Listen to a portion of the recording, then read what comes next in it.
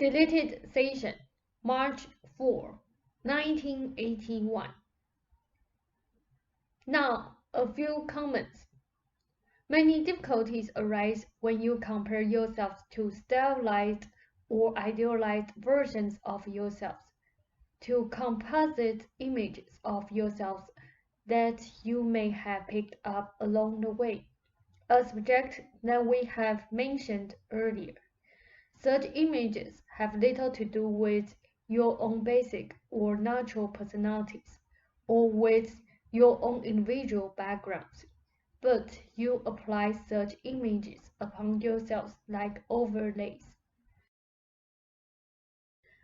In such cases, you are unable to really estimate your own progress of your own accomplishments, for you are not looking at them based upon your own capabilities and inclinations, but using the hypothetical idealized images instead. For example, you were pleased, Joseph, with the portrait you did and showed Ruber, remarking, however, that you wished you had done such work earlier, and on other occasions you have made similar remarks. You will compare your own life and work often in a critical fashion to artists who were obsessed with one art from the beginning of their lives, or who pursued what is really a kind of straight and undeviating course.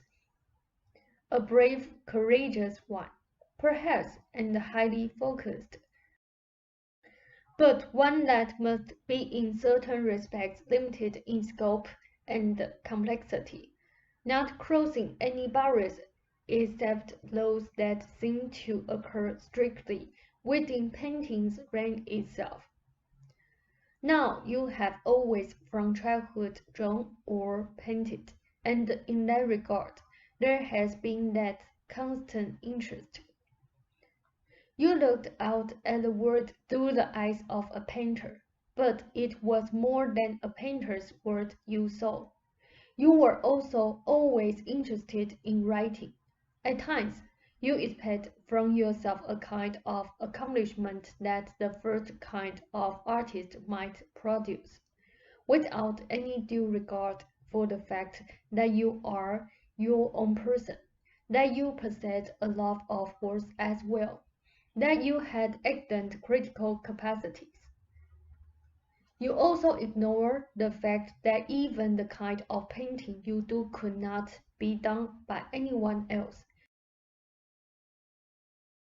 and contains within it the raw material of your own unique and natural experience with life and no one else's. The experience of that kind does not come at 20 or even at 30.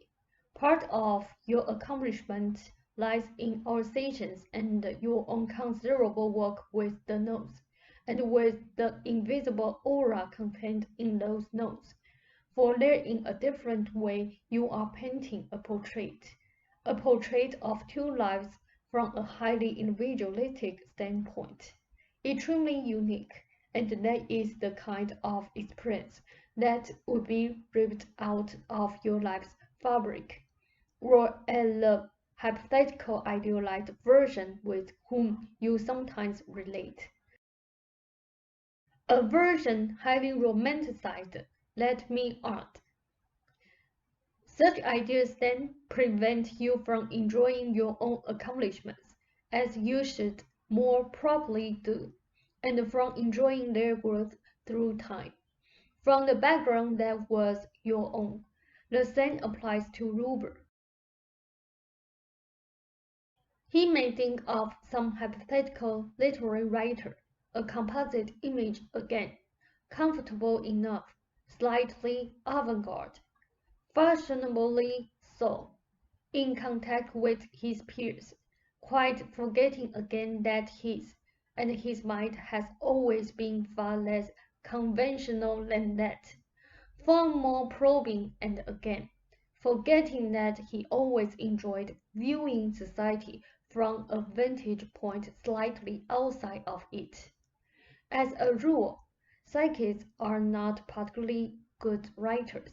He tries to view his own work through some idealized image of a psychic who is as gifted as he is as a writer, and also highly gifted in meeting the public, putting on performances, acting as a healer, as a prophet,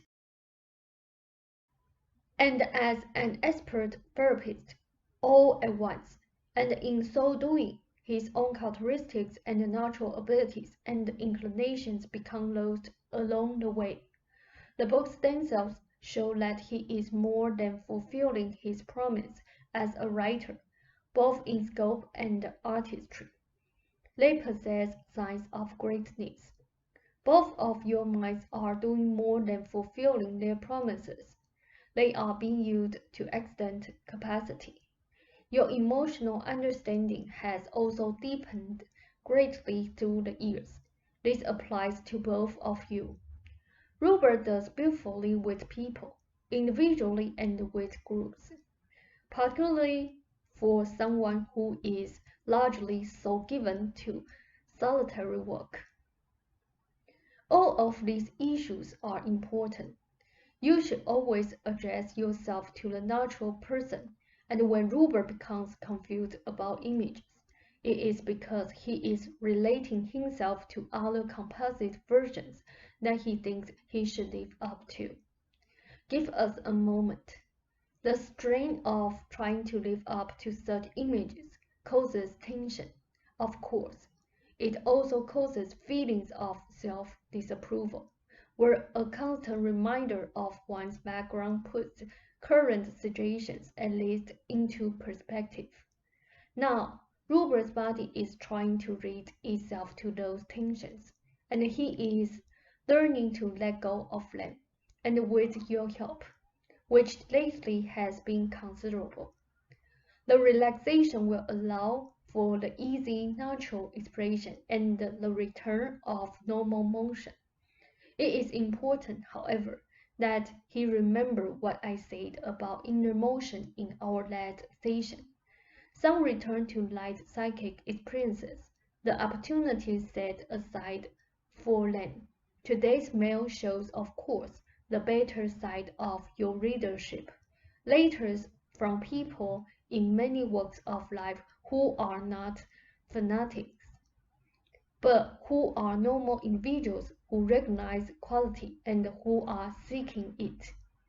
You are changing their lives or allowing them to do so, of course, helping them release their own abilities, accomplishments that should be considered in line, again, with your own backgrounds and not compared with hypothetical ones.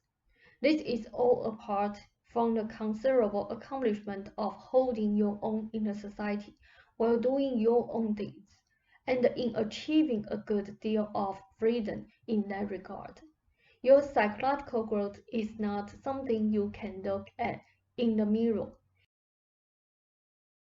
Yet it is that growth that is also responsible for your painting and writing Robert's books and his connections with me.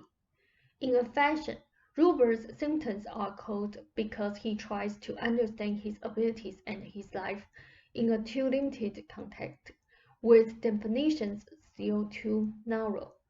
We are trying to broaden those definitions. There are considerable freedoms available to you that you ignore because your connections with those idealized images governs some of your joint reactions. I will discuss some of those at a later time. Some of your psychological growth is obvious through the books, of course, obvious to others if often not to yourselves. The books make a psychological impact difficult to describe. One, of course, that overall presents a kind of multidimensional portrait, highly difficult to assess. You lose contact with yourself to whatever extent as you compare yourself to others, and therefore your own work can escape you again and the control of your own experience. You are planting seeds, and with the books you are planting seeds. only the results are not immediately before your eyes. A good point to remember. This will be a brief session, and unless you have other comments, I will try to answer 2 or 3 of your questions at a time in the sessions immediately following. Rob said, okay. Seth said, then I bid you a fond good evening. Rob said, thank you, Seth. The same to you.